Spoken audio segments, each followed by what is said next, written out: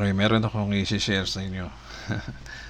Bale ganito, para mas madali natin maintindihan itong sinalihan natin sa Live Good, kung paano ba tayo dito mananalo, kung paano ba tayo dito magiging successful. Yung iba na wawala na ng pag-asa, hindi nila alam ang gagawin nila, no? So, ito ang magandang example na maganda gawin, no, natin lahat. Hindi lang para sa Live Good, para ito sa in general sa sa negosyo, no? Okay? Pero bagay na bagay ito sa Live Good, sa ginagawa natin sa Live Good. Kung susundin nyo to, sigurado ako 100%. Ayan na naman tayo sa 100%. Oh. Ayan. 100% magiging successful ka dito. O mangyayari ba yung kikitain mo yung monthly dito na pangako ng Live Good na hanggang $2,047 monthly? Mangyayari ba talaga yan? Baka naman na drawing lang yan. Ayan ang claim ng company, no? Hindi naman sila pwede mag-mislead o magmanloko sa atin, no? So, mangyayari at mangyayari yan. Hindi pwedeng hindi. Kung susundin nyo itong ituturo ko, no? So, makinig kayong mabuti. Ito makinig kayong mabuti. Ito na yung pinakasiguro madaling halimbawa na dapat natin gawin pare-pareho. Umpisahan natin ito sa Okay, sa coin, no? Sa coin. Drawing tayo ng coin. Medyo pangit ang drawing dito kasi mouse eh. Kunyari, ito ay coin, no? Sa coin, merong tao. Dalawang side ang coin, no? Dalawang side dyan, no? Isang tao, isang ibon. Yung ibon, yung sinasabi nating ibon, ay sa kabilang side naman, no? Kunyari ibon yan, no? So, either tao or ibon. O ano ibig sabihin yan? Dalawa lang ang lalabas dyan. Either tao o ibon, no? Pag initcha mo yung coin, toss the coin, and then either tao ang lalabas or ibon, no? Okay. So, alam naman natin lahat yan, no? Alam naman natin lahat itong game na to. So, ganito yan. Ganito ang gagawin natin. Kung i-apply natin ito sa negosyo, okay? Particular sa Live Good. Ganito ang itsura niyan. Tataya tayo dito ng ating puhunan, no? May puhunan no? Siyempre may puhunan. Tataya tayo dyan. Mamimili ka. Ang tatayaan mo ba ay yung tao? O yung ibon? Isa lang ang pipiliin mo dyan, no? Tao, ibon. So, ang suggestion ko, no? Ang gagawin natin ay mag-i-start tayo tumaya. Tataya tayo sa tao. Dito, ha? Sa T. Sa T na yan, okay? Okay. Umpisahan natin ang game. Magtotoss tayo ng coin. Okay, nametaya tayo. Okay, umpisa natin sa, let's say for example na lang, $1. $1 ang taya natin sa tao. Okay, then iitsa natin yung coin, no? Iitsa natin, toss the coin. Then ikot-ikot, babagsak. Okay? Ang chance mo manalo diyan, syempre 50%, no? Dalawa lang ang resulta diyan, no?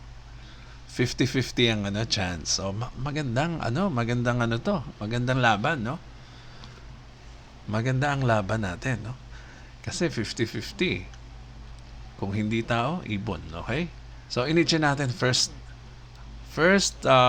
toss. Initya natin, tumaya tayo sa tao, ibon ang lumabas. Ibon ang lumabas, okay? So talo tayo ng $1. Okay, $1, ibon, bird.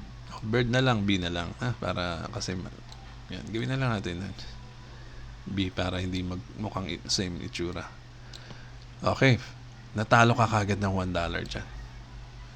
O second toss tayo. Sa pangalawang toss, taya. Magkano itataya mo? Saan ka tataya? Okay? Ang ituturo ko sa inyo, dapat tumaya ka pa rin sa tao. Okay? Magkano dapat itaya mo?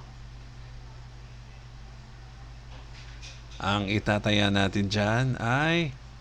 Teka, saan may eraser nito? Okay. Tataya ulit tayo ng $2. Okay? $2. Wala na yung $1 natin, no? Talo na, no? Talo na yan. O, taya ulit tayo ng $2. Ginawa natin doble, no? So, imbis na $1, $2 naman sa second na toss. Okay, itcha na naman tayo. Itcha.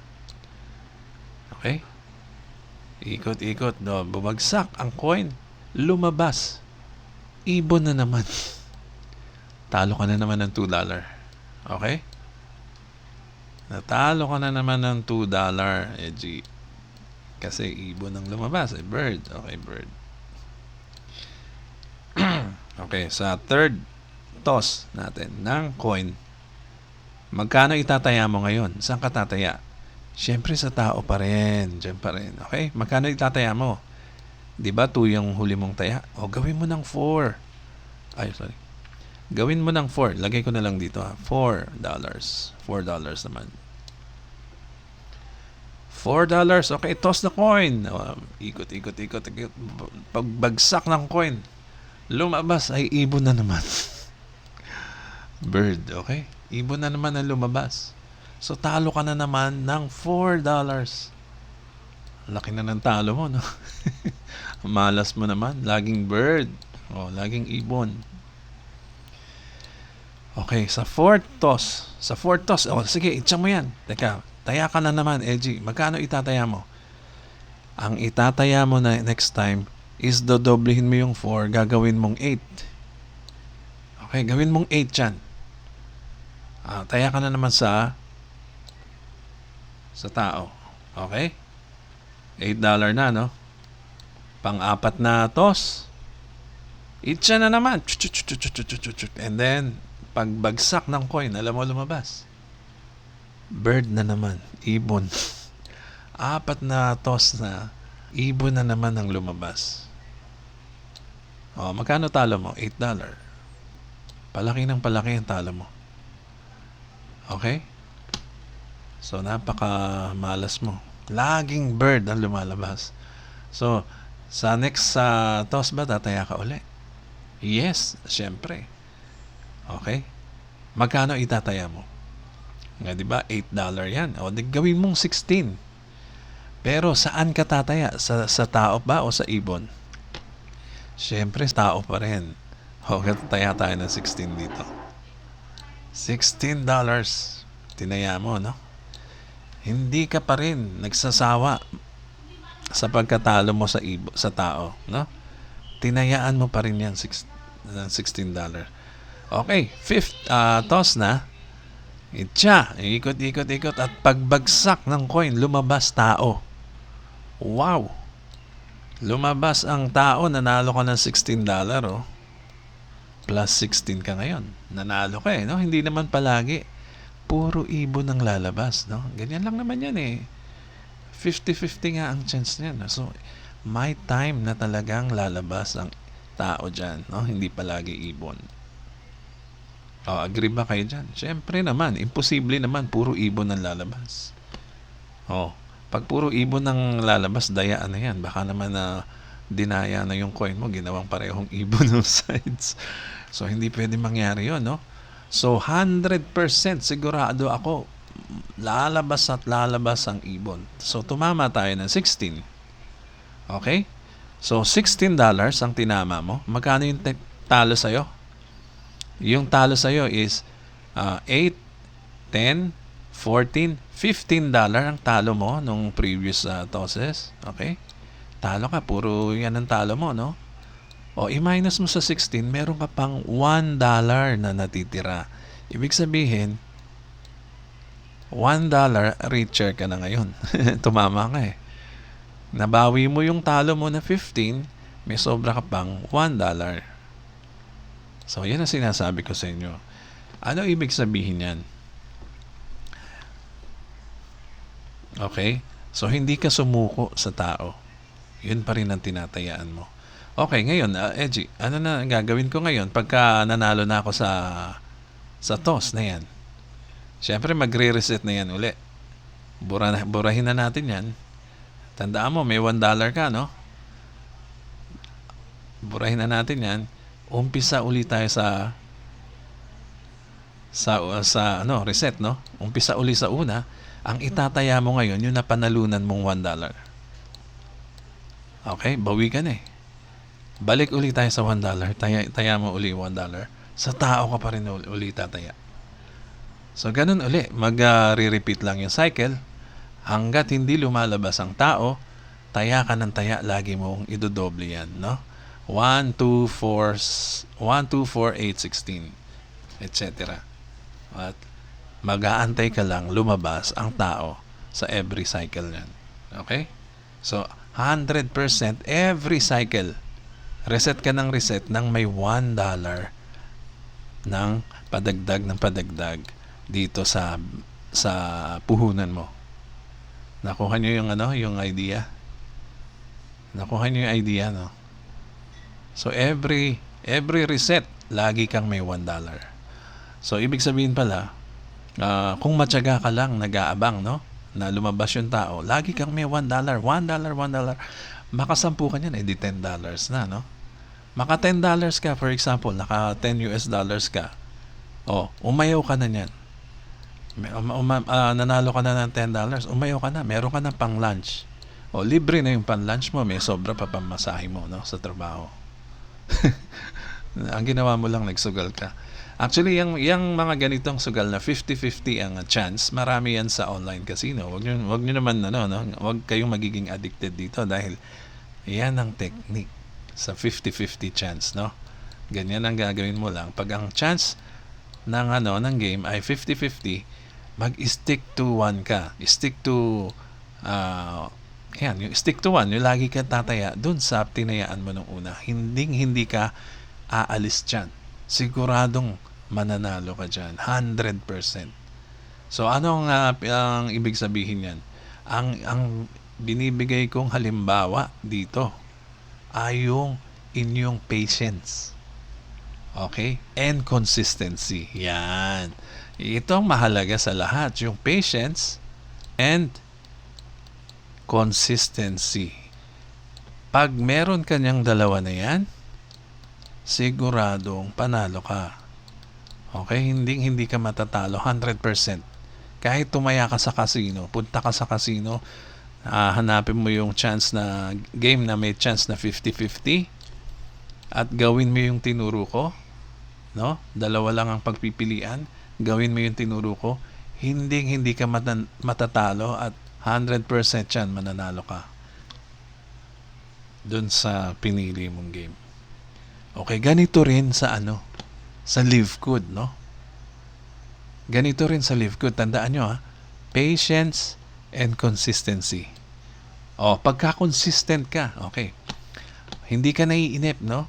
Hindi mahalaga sa iyo yung yung mabilisang yung overnight success, no? Hindi totoo 'yon, no? Talagang matyaga ka, trinabaho mo yung Live Good.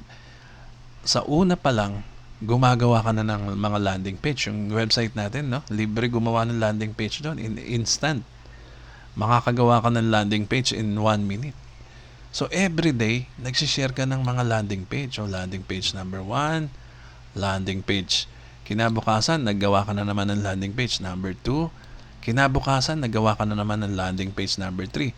Ano ba laman ng mga landing page na yan? Mga video lang, no? Na sineshare natin, na nilalagay natin sa landing pages. So, para safe nyo, isi-share yung video ng ibang tao, ilagay nyo sa landing pages, no? Day 3, day 4, nagawa ka na naman ng landing page, sinare mo na naman. Day 5, hindi ka nawawala ng time na mag-share every day, no? Kahit isang landing page lang. Every day, nag-share ka ng video na related sa business mo or sa Live Good, no? So, everyday taya ka ng taya. Wala namang bayad dyan, no? I mean, paggawa ng landing page, unlimited dyan. Kahit ilan ang gawin mo everyday. Pero sabihin na lang natin, isa sa isang araw, nag-share ka ng video, no? Sa lahat ng video na i-share mo, no? Sa isang linggo na yan. Ito, kunyari, 7 days, no?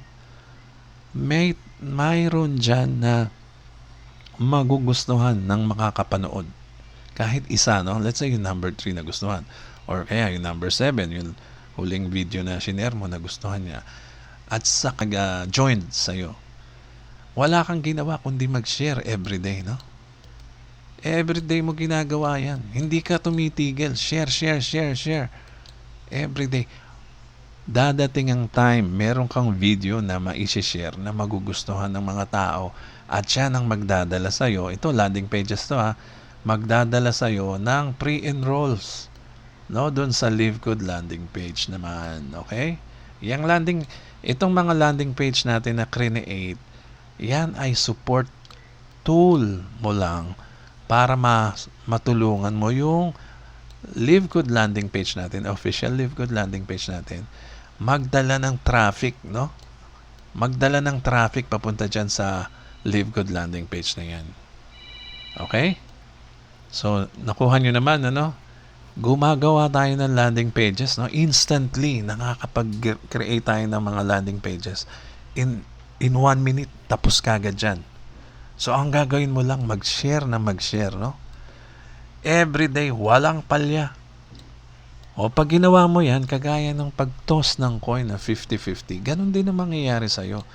Magkakaroon yan ng potential na magiging member mo na mag pre-enroll o mag-lock in dito sa Live Good landing page natin. So sana naintindihan nyo, no? Walang pinagkaiba ito sa pag-toss ng coin, no? 50-50 din yan. Ganito yan. It's either may sasali sa'yo o walang sasali sa'yo. O, landing page 1, may sumali o wala. Kung wala, landing page number 2, may sumali o wala. Wala. Okay lang. Landing page number 3, may sumali o wala. Wala, okay lang. Hindi ka naman tumitigil eh. Tsaka yung mga yan, pag na-post mo na yan, permanently, nakalagay lang yan sa internet.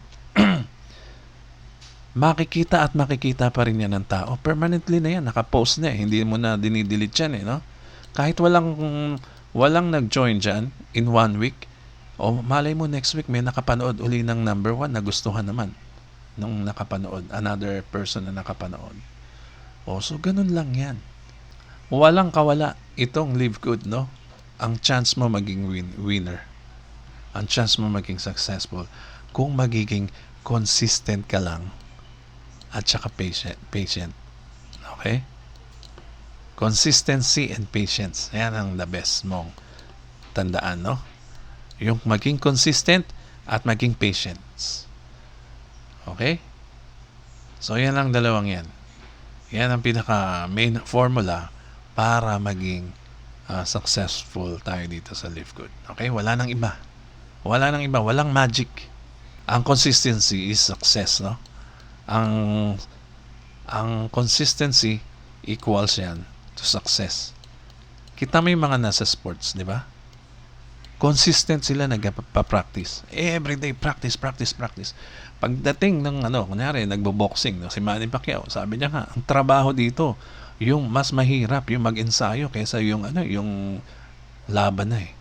Kasi sa ensayo, araw-araw ka nag-iensayo. Yung laban mo, 12 rounds lang. Minsan 3 rounds tapos ng boxing, di ba? Pero yung ensayo mo, 3 months po, 6 months. Araw-araw 'yun. Samantalang yung main event, isang labanan lang, no? Na 12 rounds. So, yun ang ibig kong sabihin, yung consistency. Yan ang tandaan nyo, yung consistency na yan, no? At maging patient ka rin. Okay? Pag wala ka nito, baka mamaya, 1, 2, 3, na-discourage ka na, walang pumapansin ng landing page ko. Baka mamaya, ikatlo pa lang, na-discourage ka na, huminto ka na, wala ka ng 4, wala ka ng 5, wala ka ng 6, and so on. Hindi mo na tinuloy. O wala rin. dapat yang dalawa na yan ay kambal, no? Consistent ka at patient. Okay, tandaan nyo yan, ha? Kung sino man ang nag-agree, mag-comment kayo, o hindi man nag-agree, mag-comment kayo. At kung nag-agree kayo sa akin, mag-share na rin kayo at mag-subscribe, okay? Ito po sa Edgy Garcia. Maraming salamat po.